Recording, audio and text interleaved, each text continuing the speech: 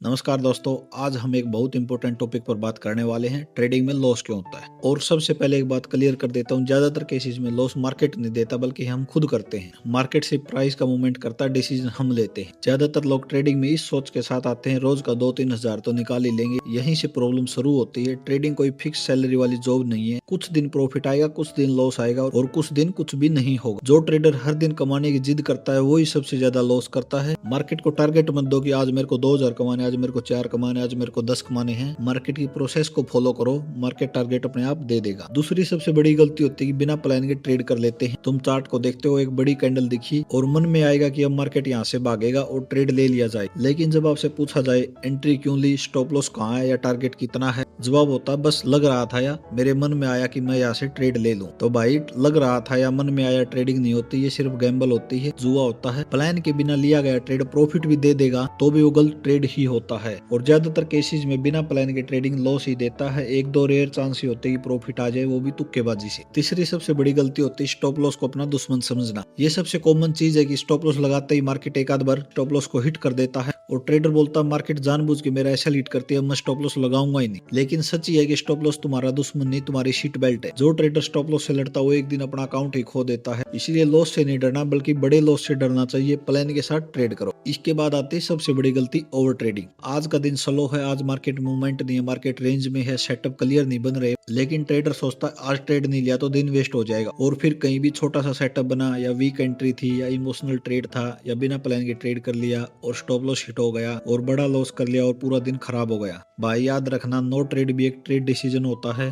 Market हर दिन पैसा देने के लिए नहीं बनी है और आप और हम तो क्या, बड़े बड़े हेज फंड को भी रोज प्रॉफिट नहीं होता, उनको भी कभी ना कभी लॉस जरूर होता है और लॉस ना करना भी एक प्रॉफिट होता है। इसके बाद आती है पांचवी गलती, दूसरों को देखकर ट्रेड करना। टेलीग्राम, व्हाट्सएप, ट्विटर, हर जगह टिप्स चल रही होती है। किसी ने बाय बोला, किसी ने सेल बोला और तुम बीच में फंस गए। दूसरे का ट्रेड, दूसरे का रिस्क, दूसरे का कैपिटल तुम्हारा नहीं है। जब लॉस होता है तो जिम्मेदारी भी तुम्हारी होनी चाहिए और जो प्रॉफिट होता है वो भी तुम्हारा ही होना चाहिए। जब तक खुद का लॉजिक नहीं बनाते तब तक ट्रेडिंग सिर्फ कंफ्यूजन रहेगी। और इसके बाद आती है सबसे बड़ी गलती, लॉस के बाद रिवेंज ट्रेडिंग। एक लॉस हुआ फिर दिमाग बोला अब ये लॉस मुझको रिकवर करना है, पोजीशन साइज डबल कर देते हो। लॉजिक कुछ भी नहीं होता, सिर्फ इमोशनल ट्रेडिंग होती है। यहीं से अकाउंट ब्लो होना शुरू हो जाता है, यहीं से अकाउंट जीरो होना शुरू हो जाता है। लॉस मार्केट का पार्ट है और लॉस के बाद कंट्रोल खोना ट्रेडर की गलती है। तो अब आप सोचोगे कि इतनी सब गलतियां बता दी तो असली सच क्या है। ट्रेडिंग में लॉस इसलिए होता है क्योंकि हम जल्दी अमीर बनना चाहते हैं, रूल्स तोड़ देते हैं, डिसिप्लिन फॉलो नहीं करते और मार्केट को ब्लेम कर देते हैं। मार्केट न्यूट्रल होती है, वो ना तुम्हारा दोस्त है ना दुश्मन है, वो सिर्फ अपने प्राइस मूवमेंट पर चलती है। और अगर हम इन 4-5 गलतियों को अवॉइड करना शुरू कर दें तो हम मार्केट में एक अच्छी खासी पकड़ बना सकते हैं। तो दोस्तों, अगर आप ट्रेडिंग में लॉस से परेशान हो तो पहले चार्ट नहीं, खुद को एनालिसिस करो। गलती मार्केट में नहीं, रिएक्शन में होती है। जो ट्रेडर अपनी गलती मानता है